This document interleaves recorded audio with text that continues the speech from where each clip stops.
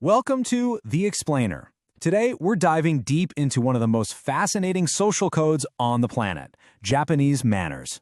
And we're going to unlock the hidden logic behind it all. Seriously, get ready to see things in a whole new light. I mean, you've probably seen it, right? That constant, graceful bowing. It's everywhere. And it's so much more than just a simple hello or goodbye. It's like this entire silent language of respect that's woven into the fabric of daily life. Or hey, maybe you've been on a train in Japan. You're packed in with tons of people, but it is so quiet. It's almost sacred. You kind of look around and wonder, where's all the chatter? What's going on here? And of course, there's the big one, taking off your shoes before going inside. It seems simple, but it's this really profound act, you know? It's all about marking that line between the public outside world and the private inner space. So, look, these things aren't just random, quaint little customs. No way. They're the visible tips of a massive cultural iceberg, built up over centuries of history and philosophy. So, what's the hidden logic behind it all? Let's dive in and start to unravel this.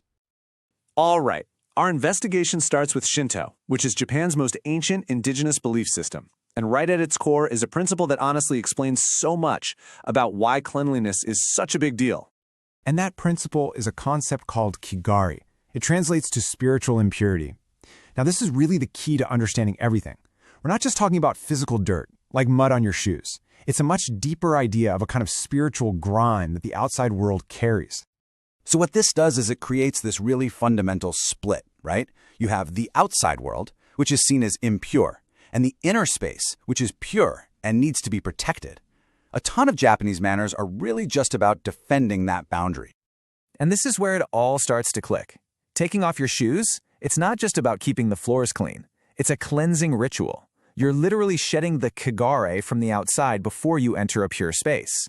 Even something as subtle as not stepping on the threshold of a doorway, that's respecting a sacred boundary.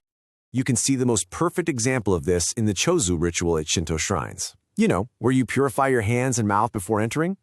Well, that very formal religious ritual is the direct ancestor of the everyday habit of washing your hands as soon as you get home. Okay, so that's the foundation of purity from Shinto. Now, let's build on that. We're going to add the next two huge layers of influence, Buddhism and Confucianism.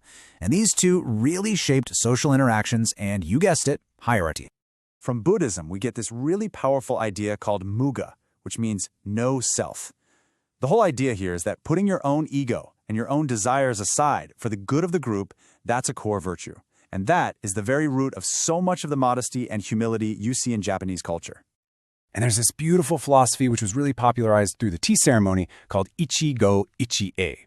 It means one time, one meeting. The idea is that every single encounter you have is totally unique, a once-in-a-lifetime event that should be treasured. And that, right there, is the engine behind Japan's incredible attention to detail and hospitality. So how does this play out in real life? Well, you get things like omotenashi, which is this incredible art of anticipating what someone needs, sometimes before they even know they need it. And it's all governed by the absolute #1 social rule: avoid meiwaku. Don't cause trouble or inconvenience for other people. It's about being able to sasaru, to kind of sense or infer what's left unsaid. Then, Confucianism comes in and adds this very clear structure of hierarchy. You can literally see it in the way a room is set up. The kamisa is the upper seat, the seat of honor, always furthest from the door. And the shimoza, the lower seat, is the humble spot near the entrance. The room itself is basically a map of everyone's social standing. And get this, that same hierarchy is physically encoded into the language of bowing. I mean, it's so precise. A simple 15-degree nod, an eshaku, is for a casual greeting, but a deep 45-degree bow, a saikeire, that's for the most sincere apology or deepest respect. It's an entire language spoken through the angle of your back. All right, the final major historical piece of the puzzle comes from the warrior class, the samurai. Their code, Bushido, has left a massive mark on modern Japanese ethics. It's absolutely undeniable. So, the key concept from the samurai that we need to talk about is haji, which means shame. In what's known as a culture of shame, the primary motivation for your behavior is avoiding dishonor, not just for you, but for your family, your company, your entire group. It is an incredibly powerful force for keeping social order.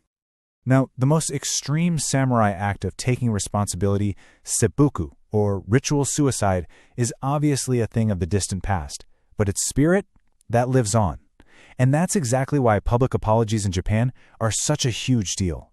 You know, when a CEO gives that deep, long bow after a company scandal, that is a modern way of taking ultimate responsibility and trying to restore that lost honor. Okay, so we've dug into the historical roots. But what about now? How does this ancient code actually work in the super modern, globalized Japan of today? Well, the glue that holds it all together is a principle called wa, which means group harmony. And this idea goes way back. It was written down way back in the year 604 AD, and it's still, to this day, the absolute central pillar of Japanese society. Making sure the group runs smoothly is always the top priority. But, you know, this focus on harmony can sometimes lead to a bit of friction, especially in a global world. The Japanese style of communication is often very indirect because you want to avoid causing offense at all costs. But when that meets, say, a more direct Western style that values clarity above all else, well, you can see how misunderstandings can happen. And even today, this ancient code is facing totally new challenges. There's the problem of autoki-sumaho, that's walking while buried in your smartphone. It's seen as a major breach of etiquette, a failure to be considerate of others. And there are ongoing debates, too. Like, do all these formal manners just create a ton of stress? And that classic question, how do you balance the needs of the group with the desire for individual expression? So in the end, Japanese manners aren't just one single thing. They're this beautiful, complex structure built on three ancient pillars.